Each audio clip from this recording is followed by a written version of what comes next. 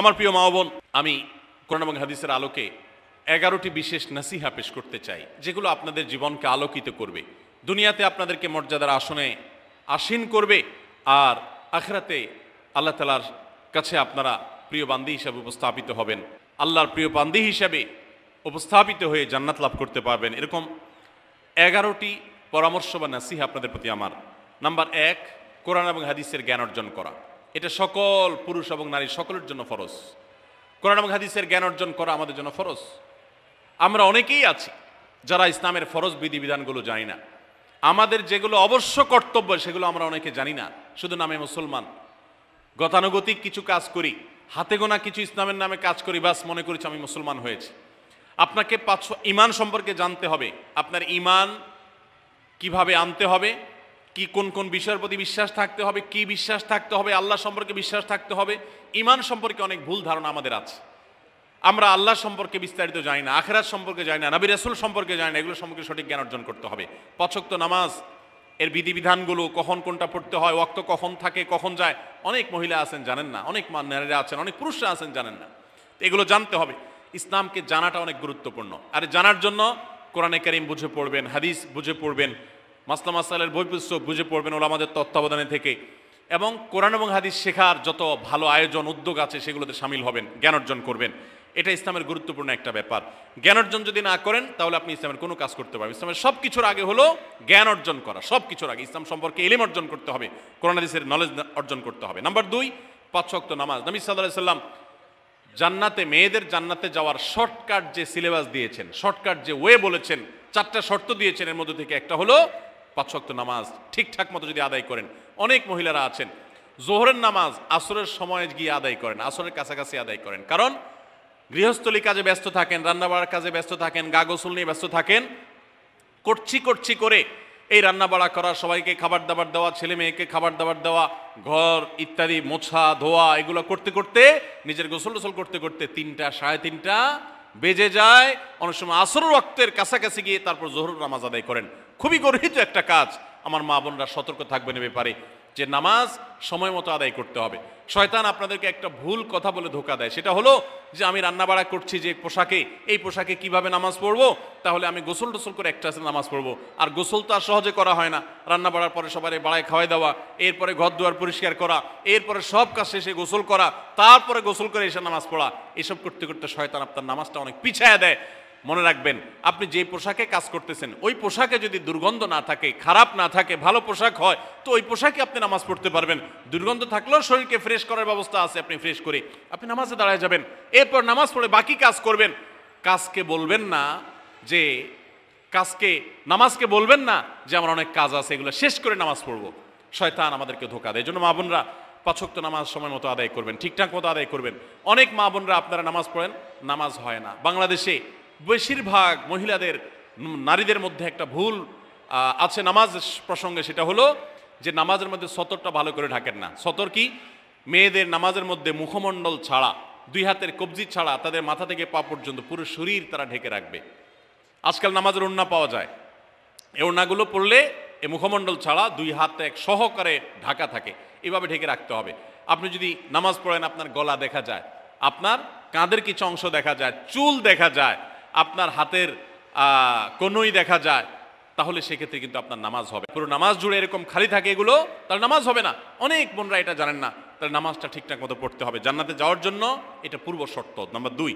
Number 3, Ramzan মাসে রোজা রাখা। রোজা রাখার ক্ষেত্রে আলহামদুলিল্লাহ মা বোনরা রাখেন সাধারণত, কিন্তু রোজা রেখে গীবত, মিথ্যা, শেকায়েত, মানুষের পিছনে সমালোচনা করা, এগুলো করলে গীবত নষ্ট হয়ে যায়। মুখ খারাপ করা, গীবত, এগুলো করলে রমজান নষ্ট হয়ে যায়, রোজা নষ্ট হয়ে যায়। এগুলো করা যাবে না, এগুলোতে বেঁচে থাকতে হবে। সেই সাথে অনেক মা বোন আছেন, একটু সন্তান গর্ভে আসছে, কিন্তু সন্তান দুধ কিংবা সন্তান দুধ পান করে, এই অজুহাত দিয়ে তিনি দেখা যায় যে রমজানের রোজা ঠিক মতো রাখেন না। এটা ভুল। বরং সামান্য একটু ঠুনকো অজুহাতে রমজান রোজা বাদ দেওয়া যাবে না। যতক্ষণ পর্যন্ত শক্তি সামর্থ্য আছে রমজান রোজা ঠিক মতো রাখতে হবে। নাম্বার 3। 4 নম্বর হলো স্বামীর আনুগত্য করা। আমি সবসময় বলি, এটা হলো মহিলাদের জন্য তিতা করল্লার আমল। তিতা করল্লা দিয়ে জুস বানায় খাওয়ানো, এটা যেরকম কষ্টের কাজ মানুষের জন্য, ঠিক একইভাবে মহিলাদের জন্য স্বামীর কথা শোনাটা এরকম কষ্টের কাজ। অনেক মহিলা আছে নামাজ পড়তে রাজি আছি, রোজা রাখতে রাজি আছি, তাসবিহ তাহলিল করতে রাজি আছি, কোরআন পড়তে রাজি আছি, মগর পুরুষের স্বামীর কথা শুনবো না। কেন তার কথা শুনবো কেন? আমি কি কম বুঝি? এই মানসিকতা আজ পশ্চিমা অপসংস্কৃতির যে ছোঁয়া আমাদের সমাজে এসেছে, লেগেছে, এটার কারণে আমাদের মা বোনদের মধ্যে তৈরি হয়েছে। এটা কখনো আমাদেরকে সুখী করতে পারে না। একটা ছোট মুদি দোকানেও একজনকে দায়িত্বশীল মানতে হয়, একজন মালিক হয় আর একজন অধীনস্থ হয়, একজন ম্যানেজার হয় আর একজন তার কর্মী হয়। এতটুকু চেইন অফ কমান্ড যদি ঠিক না থাকে তাহলে একটা ছোট দোকানও সুশৃঙ্খলভাবে চলতে পারে না, সেটাও বিশৃঙ্খল হয়ে যাবে। তাহলে একটা সংসার, একটা পরিবারে একজনকে মুরব্বী না মানলে কিভাবে সেটা চলতে পারে? অবশ্যই একজন নারী তার স্বামীকে অভিভাবক মানবেন, মুরব্বী মানবেন, তাকে মেনে চলবেন। শুধু ইসলামই বলে নেই, পশ্চিমা দুনিয়ার মানুষরাও স্বীকার করে। সাবেক মার্কিন প্রেসিডেন্ট বারাক ওবামার একটা আত্মজীবনীমূলক লেখা ধারাবাহিকভাবে বাংলাদেশে একটি জাতীয় গণমাধ্যমে প্রকাশ হয়েছে অনেক বছর আগে, আমি পড়েছি। সেখানে তিনি পরিষ্কার করে বলেছেন যে আমার দাদি নানিরা পারিবারিক জীবনে যতটা সুখী ছিল, এখন আমাদের স্ত্রী, আমাদের মেয়েরা ততটা সুখী না। অথচ তাদের এত বেশি শাড়ি চুড়ি, এত বেশি সাজগোজ, এত বেশি সুখ সমৃদ্ধির উপকরণ ছিল না আজকের মেয়েদের যতটা আছে। পারিবারিক শান্তি তখন যতটা ছিল এখন তার ধারে কাছেও নেই। এর অন্যতম কারণ হলো এটি যে আমরা পশ্চিমা অপসংস্কৃতির ছোঁয়ায় পড়ে শয়তান আমাদেরকে অতিরিক্ত স্বাধীনতার নাম দিয়া আমাদেরকে বলগাহীন স্বাধীনতার পথে নিয়ে গেছে, যেটা আমাদের ধ্বংস ডেকে এনেছে। এজন্য একজন গার্ডিয়ান, একজন অভিভাবক পরিবারে থাকতে হবে, তাকে মানতে হবে। আপনি নারী হিসাবে আপনার স্বামীটাকে যদি মনে হয় একটু বোকা কিসিমের, সে বুঝে না, আপনি অবশ্যই ডেফিনেটলি আপনি তাকে বুঝাবেন, আপনি তাকে আপনার মতামত বলবেন, তারও কর্তব্য আপনার মতামত গ্রহণ করা। কিন্তু এর মানে এই না যে আপনি তাকে ডিনাই করবেন, পাত্তা দিবেন না, অবজ্ঞা করবেন, তার কাছে জিজ্ঞেস করা ছাড়া যেদিক সেদিক যাবেন, যা খুশি তা করবেন, এটা উচিত না। আপনার জান্নাতে যাওয়ার প্রয়োজনে ওই যে তিতা করল্লা বলেছি, সে যদি কোনো দিক থেকে তাকে মানতে আপনার কষ্ট হয়, আপনার থেকে সে পিছিয়ে আসে বুদ্ধিতে জ্ঞানে, তারপরে একটু কষ্ট করে ঢোক গিলেন, একটু কষ্ট করে সবর করেন, শুধুমাত্র জান্নাতের আশায় আল্লাহ তাআলা আপনাকে মর্যাদা দিবেন, দুনিয়াতে বড় করবেন, আখিরাতে বড় করবেন। অনেক সময় দেখা যায় পুরুষতান্ত্রিক সমাজে আমাদের দেশে দেখা যায় যে পুরুষদের নানা অনাচারে মেয়েরা অতিষ্ঠ হয়। একটু সবর করেন, সন্তান সন্ততি বড় হবে, তখন আর পুরুষের এই সমস্ত জুলুম থাকবে না, পুরুষ তখন দৌড়ের উপরে থাকবে। এই বাস্তবতা আমরা প্রত্যেকটা মানুষ উপলব্ধি করার কথা। অতএব মেয়েদের, মুসলিম নারীদের অত্যন্ত গুরুত্বপূর্ণ আরেকটি বিষয় হলো 4 নম্বর যেটি বললাম, স্বামীর আনুগত্য করা। যতটুকু সম্ভব তার সর্বোচ্চ আনুগত্য করার চেষ্টা করতে হবে, যতক্ষণ তিনি কোরআন হাদিসের কথা বলেন। স্বামী যদি কোনো অন্যায় কথা করতে বলেন তাহলে তখন আর তার কোনো কথা শোনা যাবে না। নাম্বার 5, একজন মুসলিম নারীর জন্য তার ইজ্জতের হেফাজত অত্যন্ত গুরুত্বপূর্ণ ব্যাপার। এমন একটা সমাজে আমরা বসবাস করতেছি, পাঠ্য বইয়ে শিক্ষার নামে আমাদের সন্তানদের চরিত্র নষ্ট করে দেওয়া হচ্ছে, বিবাহ বহির্ভূত সম্পর্ক করতে তাদেরকে উস্কানি দেওয়া হচ্ছে, শিক্ষার নামে কুশিক্ষা দেওয়া হচ্ছে, যার কারণে আমার সন্তান নষ্ট হয়ে যাচ্ছে। এই জন্য আমি বলি, এমন যুবক, এমন যুবতী আজকাল সোনার হরিণ হয়ে গেছে। হাজারে 2-4-10 জন যুবক পাওয়া যাবে কিনা সন্দেহ, যেই যুবক বুকে হাত রেখে বুক টান টান করে আল্লাহর শুকরিয়া আদায় করে বলতে পারবে তার যৌবনে কোনো হারাম স্পর্শ সে করে নাই, কোনো হারামের কাছে সে যায় নাই, তার চরিত্রকে সে হেফাজত করেছে, কোনো গুনাহে সে লিপ্ত হয় নাই, এরকম কথা বলার মতো যুবক খুব বেশি নাই আমাদের সমাজে। ধ্বংস করে ফেলা হয়েছে বিনোদনের নামে, শিক্ষার নামে, নানা নামে। এগুলো আমাদের দেশের সংস্কৃতি ছিল না। এদেশের মুসলমান তো বটে, এদেশের হিন্দুরাও পারিবারিক এই বন্ধনের মধ্যে থেকে তারা তাদের চরিত্রকে হেফাজত করে, বৈবাহিক সম্পর্ক ছাড়া কোনো প্রকার সম্পর্কের মাধ্যমে তাদের যৌন আকাঙ্ক্ষাকে মেটায় না। এটা এদেশের মাটির, এদেশের কালচার, এদেশের মানুষের কালচার, এদেশের সকল ধরনের মানুষের কালচার, কিন্তু এদেশের সেই সংস্কৃতিকে ধ্বংস করে দেওয়া হচ্ছে ছোট ছোট বাচ্চাদের বইয়ে এই বিবাহ বহির্ভূত সম্পর্কের কথা বলে। এই জন্য সচ্চরিত্র এখন সোনার হরিণ হয়ে গেছে। নবী সাল্লাল্লাহু আলাইহি সাল্লাম বলেছেন, মাইয়াজমান লি মা বাইনা লিহিয়াইহি ওয়া মা বাইনা রিজলাইহি আদমান লাহুল জান্নাহ। যে ব্যক্তি তার 2 চোয়ালের মাঝখানের অঙ্গ অর্থাৎ মুখ, আর যে ব্যক্তি তার 2 রানের মধ্যবর্তী অঙ্গ, তার লজ্জাস্থানকে হেফাজত করবে, অন্যায় খাতে ব্যবহার করবে না, এটার সংরক্ষণের দায়িত্ব এবং গ্যারান্টি যে ব্যক্তি নিজের ব্যাপারে নিজে নিবে, নবী সাল্লাল্লাহু আলাইহি ওয়াসাল্লাম বলেছেন, আমি তার জন্য জান্নাতের দায়িত্ব নিয়ে নিলাম। যে এটা 2টার দায়িত্ব নিতে পারবে, আমি তার জান্নাতের দায়িত্ব নিলাম। এবং নবী সাল্লাল্লাহু আলাইহি ওয়াসাল্লাম আরো বলেছেন, আকসারু মা ইউদখিলুন নাস আন-নার, মানুষকে সবচেয়ে বেশি জাহান্নামে নিয়ে যায় কোন জিনিসে? আল ফামু আল ফরজ, এই দুটি অঙ্গ, মুখ এবং লজ্জাস্থান। এই জন্য মা বোনরা, অনেকে আপনাদেরকে অনেক প্ররোচনা দিবে, অনেক গুনাহের পথে আহ্বান করবে। আপনাদের মেয়েরা স্কুল কলেজে পড়তে গেলে সেখানে অনেক অন্যায় আবেদন শুনবে, হারামের আহ্বান শুনবে। তাদেরকে সুশিক্ষা দিবেন যে আল্লাহ তাআলা তোমাকে যে চরিত্র দিয়েছে, যৌবন দিয়েছে, এটাকে যেখানে সেখানে ব্যবহার করলে হবে না। কিয়ামতের ময়দানে যুবকদেরকে আলাদা করে জিজ্ঞাসা করা হবে, তোমার যৌবনকালে কি করছো সেটা বলো, বুড়া বয়সে এসে কি করছো এটা ইম্পর্টেন্ট না, যৌবনকালে কি করে আসছো সেটার হিসাব দাও। যৌবনকে হেফাজত করার গুরুত্ব এত বেশি, আল্লাহ আলাদা করে জিজ্ঞাসা করবেন।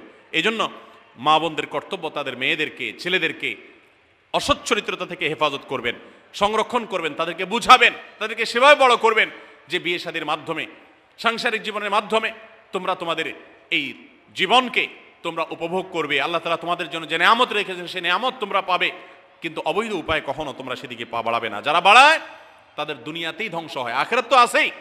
এই অবৈধ সম্পর্ক করে সুখে থাকে খুব কম মানুষ। যারা যত বেশি এই জগতে যায় তারা তত বেশি অসুখী থাকে দাম্পত্য জীবনে। অতএব একজন নারী, তার 5 নম্বর গুরুত্বপূর্ণ বিষয় হলো তার ইজ্জতের হেফাজত, লজ্জাস্থানের হেফাজত এবং তার চরিত্রের হেফাজত। আল্লাহ তাআলা আমাদের মা বোনদেরকে সেই তৌফিক দান করুন। অনেক সময় দেখা যায় যে সবই ঠিক আছে, আপনি সোশ্যাল মিডিয়াতে পুরুষের ছবি দেখে, ভিডিও দেখে আপনি হারাম আনন্দ পাচ্ছেন। আপনি ইমোতে, হোয়াটসঅ্যাপে, মেসেঞ্জারে বিভিন্ন পুরুষের সাথে অপ্রয়োজনীয় চ্যাটিং করছেন, কথা বলছেন, এবং সেখানে এই বেহুদা কথা থেকে অনেক অনাচার হয়ে যায়, অনেক সংসার ভেঙে যায়, অনেক পরকীয়া হয়, অনেক সংসার ধ্বংস হয়। এই জন্য আল্লাহ বলেছেন আল্লাহ তাকরাবুজ জেনা, জেনার কাছেও যেও না, চ্যাটিংই করতে যেও না, কারণ করতে গেলে তুমি ডুবে যাবা, পরে ফিরে আসতে পারবা না। ভয়ঙ্কর এক গুহা এবং ভয়ঙ্কর এক জগৎ। তো এই পথ থেকে আমাদেরকে বেঁচে থাকতে হবে। আল্লাহ আমাদের তৌফিক দান করুন। নাম্বার 6, মা বোনদের জন্য গুরুত্বপূর্ণ বিষয় হলো সন্তানদের লালন পালন করা।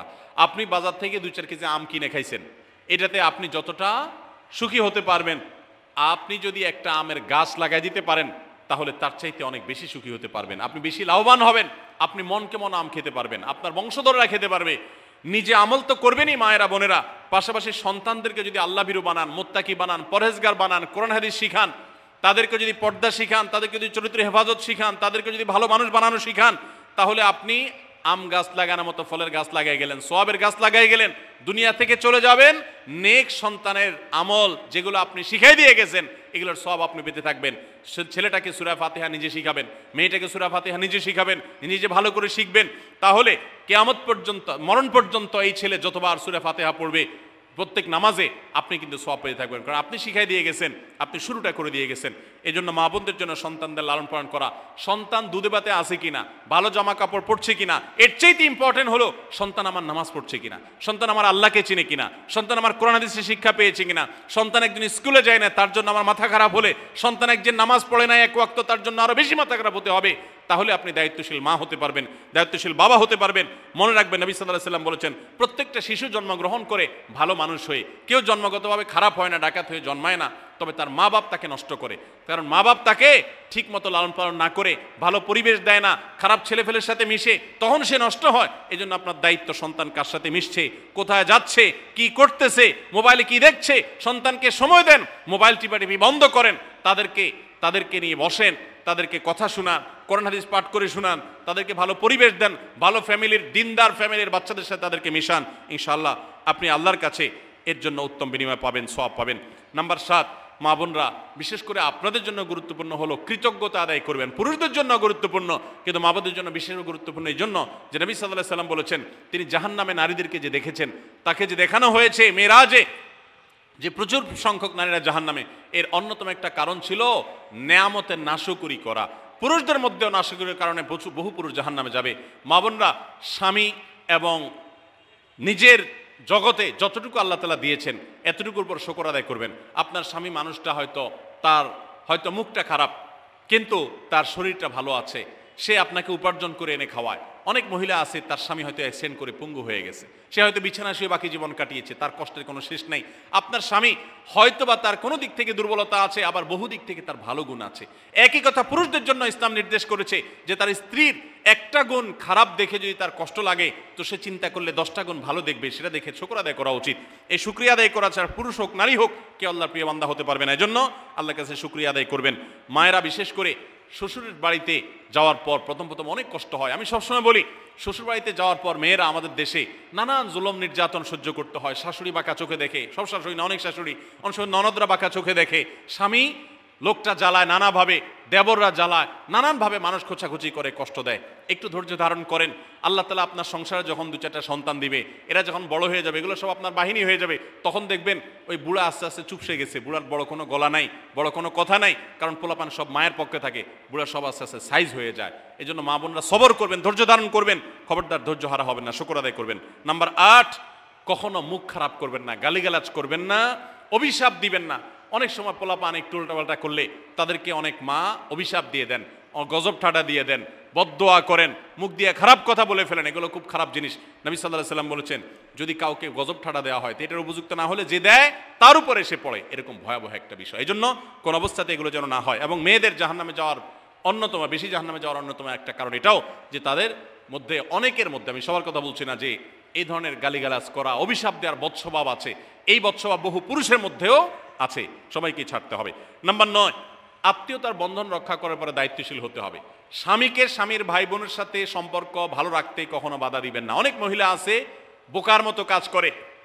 স্বামী যদি স্বামীর ভাইকে টাকা পয়সা দেয় সে অপছন্দ করে, স্বামী যদি স্বামীর বোনকে টাকা পয়সা দেয় সে এটাকে পছন্দ করে না, মা বাবার খোঁজ খবর বেশি নিলে তার কাছে ভালো লাগে না। এই মহিলা হলো নির্বোধ। কেন নির্বোধ? কারণ নবী সাল্লাল্লাহু আলাইহি ওয়াসাল্লাম বলেছেন যে মান সাররাহু আন ইউবসাতালাহু ফি রিজকিহি আও ইউনসালাহু ফি আথরি ফালিয়াসিল রাহিমা, যে ব্যক্তি চায় তার রিজিকে আল্লাহ বরকত দেখ, তার হায়াতে বরকত দেখ, সে যেন রক্ত সম্পর্কে আত্মীয়দের সাথে সম্পর্ক বেশি ভালো রাখে। তাহলে আপনার স্বামীর রিজিক বেশি হোক, টাকা পয়সা বেশি হোক, তার হায়াতে বরকত হোক, এটা যদি আপনি চান তাহলে আপনি বরং তারা উৎসাহিত করা উচিত। তোমার ভাইটার খবর নাও, তোমার বোনটার বাড়িতে যাও, তোমার মা বাপের খেদমত করো, তাদের সাথে যত সম্পৃক্ত থাকবে আপনার স্বামীতে আল্লাহ তাআলা তত বরকত দান করবেন। এই জন্য তাকে সেটা করবেন। আবার পুরুষদেরও উচিত মেয়েদেরকে সুযোগ দেওয়া। তারা তাদের বাপ, মেয়েরও তো কর্তব্য আছে তার বাপ মার প্রতি, বাপ মার খেদমত করবে, বাপ মার জন্য হাদিয়া তোফা দিবে। অনেক পুরুষরা আছে মেয়েদের পাওনা অধিকারই দেয় না, হাদিয়া তোফা কোত্থেকে দিবে, তাদের মহরটাই দেয় না, তাদের হাত খরচ দেয় না। আলাদা কিছু হাত খরচ দেওয়া উচিত, যে তার মতো সে খরচ করবে, তার মা বাপের জন্য খরচ করবে। এগুলোর বিনিময়ে আমরা আল্লাহর কাছে জান্নাত পাবো। অতএব এই আত্মীয়তার সম্পর্ক রক্ষা করা গুরুত্বপূর্ণ। নাম্বার 10, সাদাকা করবেন। সাদাকা জাহান্নাম থেকে মুক্তির কারণ। নবী সাল্লাল্লাহু আলাইহি ওয়াসাল্লাম জাহান্নামের ব্যাপারে সতর্ক করেছেন আপনাদেরকে, আমাদের সবাইকে। অতএব সাদাকা দিলে জাহান্নাম থেকে মুক্তির একটা পথ আমরা পাই, সুগম হয়। এবং নবী সাল্লাল্লাহু আলাইহি ওয়াসাল্লামের সময় মহিলা সাহাবীরা তাদের গহনা খুলে আল্লাহর রাস্তায় দান করতেন। এজন্য মসজিদ, মাদ্রাসা, বিভিন্ন গুরুত্বপূর্ণ যে দানের খাতগুলো আছে সেগুলোতে বেশি বেশি দান করবেন, বেশি বেশি আল্লাহর রাস্তায় ব্যয় করবেন, যতটুকু তৌফিক আছে ততটুকু। এখন মহিলারা দান করবে কোত্থেকে? পুরুষরা মহরের টাকাই পরিশোধ করে না, বেচারে দান করবে কোত্থেকে?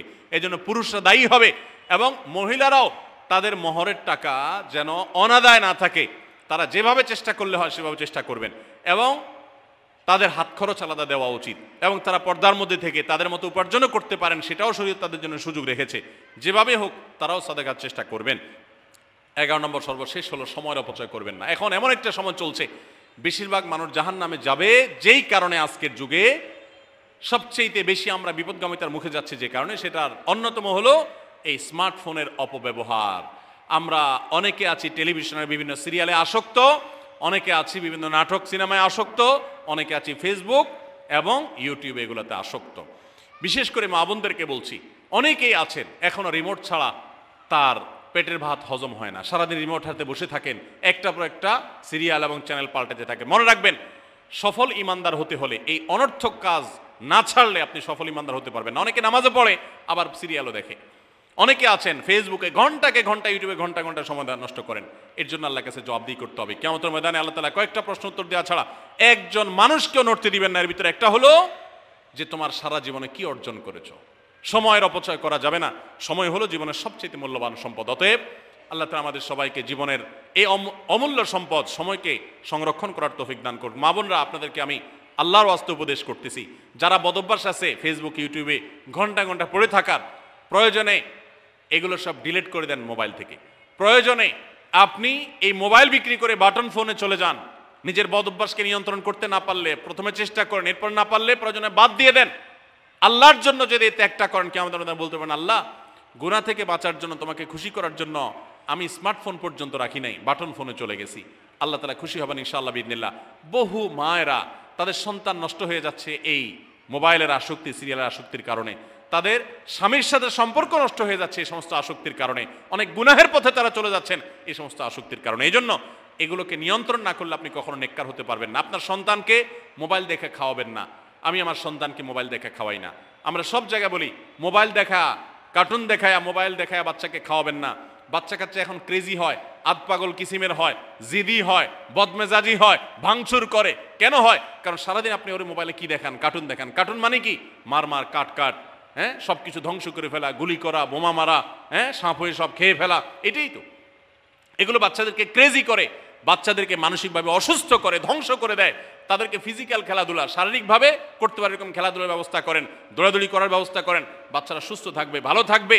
মোবাইল থেকে তাদেরকে বাঁচান, টেলিভিশন থেকে তাদেরকে বাঁচান, এবং কার্টুন থেকে, ভিডিও গেমস থেকে তাদেরকে বাঁচান।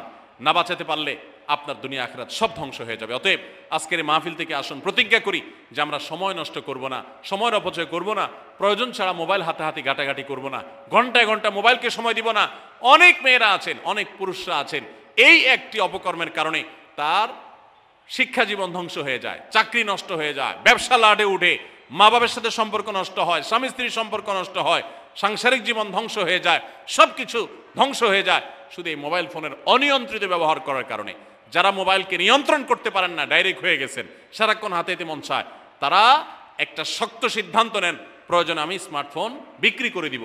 6 মাস 8 মাস আপনি কিছুদিনের জন্য, 1 বছরের জন্য বাটন ফোনে চলে যান, এরপর আবার ব্যাক করলে আশা করা যায় আল্লাহ আপনাকে হেফাজত করবেন। এবং ইসলামের নাম দিয়ে, অনেকে বলে আমি ইউটিউবে ওয়াজ শুনি, ফেসবুকে ওয়াজ শুনি, ওয়াজের নাম দিয়া আপনি যে কি করেন কি না করেন সেটা আপনার আরশের মালিক সবই জানেন। অতএব যে ওয়াজ শুনতে গিয়ে আপনার আকাম কুকাম করা লাগে, খারাপ জিনিস দেখা লাগে, ওই ওয়াজ শোনার কথা আপনাকে ইসলাম বলে নেই।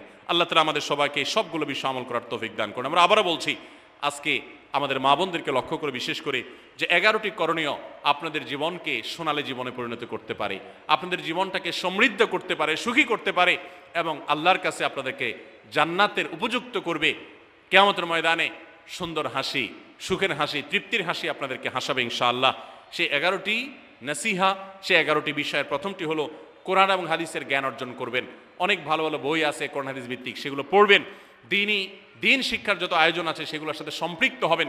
অনলাইনে অনেক কোর্স করা যায়, সেগুলোতে আপনি সম্পৃক্ত হতে পারেন। যেভাবে হোক আপনাকে কোরআন হাদিসের কথা জানতে হবে। আল্লাহ কি বলেছেন, রাসূল সাল্লাল্লাহু আলাইহি ওয়াসাল্লাম কি বলেছেন, মাসালা মাসাইল কখন কি করা উচিত, কোরআন হাদিসে কি বলা আছে, এগুলো জানতে হবে আপনাকে। যতটুকু সম্ভব জানার চেষ্টা করবেন। নাম্বার 2, 5 ওয়াক্ত নামাজ সঠিকভাবে আদায় করবেন, সময় মতো আদায় করবেন। জোহরের ওয়াক্ত বাসার কাজ কাম শেষ করে গোসল করে একেবারে 3টার দিকে একসাথে পড়বো, এটা করা যাবে না, বরং সময় মতো আদায় করতে হবে। এবং মেয়েদের যে সতর, এই সতর ঢাকার পরে সতর্ক থাকতে হবে। পুরো শরীর মুখমণ্ডল ছাড়া যেন ঢাকা থাকে, চুল, গলা, হাতের গোছা, কনুই, এগুলো যেন দেখা না যায়, খেয়াল রাখতে হবে। এবং নামাজ ধীরে ধীরে পড়তে হবে। অনেক মহিলা অনেক দ্রুততার সাথে নামাজ পড়েন, এবার পড়লে হবে না। নাম্বার 3, রমজানের রোজা ঠিক মতো রাখতে হবে, যথাযথভাবে রাখতে হবে। রোজা রেখে গীবত, শিকায়েত, মিথ্যা, গালমন্দ এগুলো করা যাবে না। নাম্বার 4, স্বামীর আনুগত্য করতে হবে। নিজের কাছে খারাপ লাগলেও একটু সবর করতে হবে, যতক্ষণ পর্যন্ত স্বামী ন্যায়সঙ্গত কথা বলে, অন্যায় কাজ করতে না বলে, গুনাহের কাজ করতে না বলে, ততক্ষণ পর্যন্ত তার কথা মানতে হবে। নিজের খারাপ লাগলেও মানবেন, আপনার জান্নাতের প্রয়োজনে, সুশৃঙ্খলার প্রয়োজনে, পারিবারিক শান্তির প্রয়োজনে। ইনশাআল্লাহ আপনি সুখে থাকবেন দুনিয়া এবং আখিরাত উভয় জগতে। নাম্বার 5, নিজের ইজ্জত সম্ভ্রম হেফাজত করবেন। অনলাইনে অফলাইনে কারোর সাথে হারাম সম্পর্ক করবেন না, কোনো গায়ের মারাম পুরুষের সাথে অযথা যোগাযোগ করবেন না, চ্যাটিং করবেন না, এবং সোশ্যাল মিডিয়াতে হারাম জিনিস দেখা থেকে নিজের চোখকে হেফাজত করবেন, বাঁচিয়ে রাখবেন। নাম্বার 6, নিজের সন্তানদেরকে দিন শিখাবেন, তাদেরকে কোরআন হাদিস শিখাবেন, উত্তমভাবে লালন পালন করবেন, তাদেরকে নামাজ শিখাবেন, মেয়েদেরকে পর্দা শিখাবেন, তারা যেন চরিত্র হেফাজত করে সেই শিক্ষা তাদেরকে দিবেন। উপযুক্ত হওয়ার পর ছেলে মেয়েকে বিয়ে দিবেন, কোনোভাবে যেন হারাম সম্পর্কে না জড়ায় সেজন্য সাবধান থাকবেন। ভালো ফ্যামিলির সাথে তাদেরকে উঠা বসা করাবেন, ভালো শিক্ষা প্রতিষ্ঠানে দিবেন যেখানে দিলে তার ঈমান আমল হেফাজত থাকবে। নাম্বার 7, আল্লাহর শুকরিয়া আদায় করবেন, বান্দারও শুকরিয়া আদায় করবেন। আল্লাহ যা দিয়েছেন, যতটুকু আছে স্বামীর সংসারে আলহামদুলিল্লাহ বলতে শিখবেন, আল্লাহ তাআলা বাড়াই দিবেন ইনশাআল্লাহ।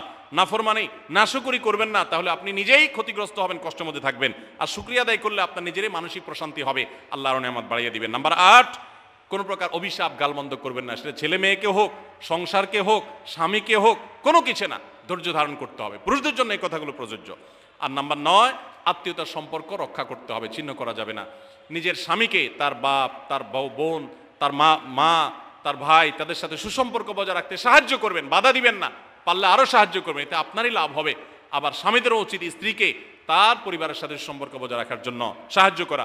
মেয়েদের উচিত তাদের মা, তাদের বোন, ভাই, তাদের সাথে আজকাল মোবাইলে যোগাযোগ করা যায়, খোঁজ খবর নেবেন, কথাবার্তা বলবেন। স্বামীর সংসারে আসছেন দেখে বাপের সংসার ভুলে যাবেন, সেটাও যেন না হয় খেয়াল রাখতে হবে। নাম্বার 10, যতটুকু সম্ভব দান সাদাকা করবেন। দান সাদাকা জাহান্নাম থেকে মুক্তির কারণ হয়, সেটার জন্য সাধ্য অনুযায়ী করবেন। পুরুষরা তাদের জন্য এক্ষেত্রে হেল্প করবেন, যাতে তাদের মোহর ইত্যাদি দেওয়া, মাসে হাত খরচ কিছু দেওয়া, যাতে তারা সাদাকা করতে পারে সেই সুযোগ। আজকাল দেখা যায় অনেক মেয়েরা টাকা পয়সা পেলে মার্কেটে চলে যাবেন, কি কিনবে এটা নিয়ে অস্থির হয়ে যান। মার্কেটে আপনি যা দরকার হলে যাবেন, কেনা দরকার হলে কিনবেন, কিন্তু দানের জন্য একটা খাত রাখবেন। পারিবারিক সাদাকা বাক্স, একটা বাক্স রাখবেন, যে খুচরা টাকা পয়সা বা বিভিন্ন টাকা পয়সা ছেলে মেয়েরা রাখবে, আপনি রাখবেন, উৎসাহিত করবেন। এটা দিয়ে একটা গরিব ফ্যামিলি মুখে হাসি ফোটাবেন, একটা ভালো কাজ করবেন, পারিবারিকভাবে এরকম দানের ব্যবস্থা করবেন। বোনেরা, সর্বশেষ হলো সময় নষ্ট করবেন না সোশ্যাল মিডিয়াতে। আল্লাহর ওয়াস্তে এটা থেকে নিজেকে বাঁচাবার জন্য সংগ্রাম করেন। যারা এখনো এই রোগ থেকে বাঁচতে পারেন নাই, আল্লাহর কসম করে বলছি, দুনিয়ার জীবনটাই ধ্বংস হবে, অসুখী থাকবেন, অশান্তিতে থাকবেন, আখিরাতের ধ্বংস তো আছেই। অতএব ফেসবুক, ইউটিউব, এটা যদি আপনাকে দেখতে হয়, খারাপ কিছু যেন না আসে সেভাবে ফিল্টার করে নেবেন, এবং নিয়ন্ত্রিত নির্দিষ্ট সময়ের বেশি দেখবেন না। 10 মিনিট 10 মিনিট, সকাল দুপুর রাত, এর বেশি বিকাল, আমি এর বেশি দেখবো না। ঘন্টায় ঘন্টা টিপবেন না। অনেক মহিলা আছে স্বামীকে সময় দেওয়ার সুযোগ নাই, সন্তানের দিকে তাকাবার সুযোগ নাই, উনি টেলিভিশন এবং মোবাইলে আসক্ত, এবং এটা আমাদের সমাজকে ধ্বংস করে দিচ্ছে। নিজের ক্ষতি নিজে করছে, নিজের পায়ে কুঠারাঘাত করছেন। আল্লাহ তাআলা আমাদের সবাইকে এই সব বিষয়গুলোকে মেনে চলে, এই 11টা পয়েন্টকে মেনে চলে আমাদের মা বোনদের জীবনকে সমৃদ্ধ করার তৌফিক দান করুন। আমাদের সবাইকে আল্লাহ তাআলা আমল করার তৌফিক দান করুন। জাযাক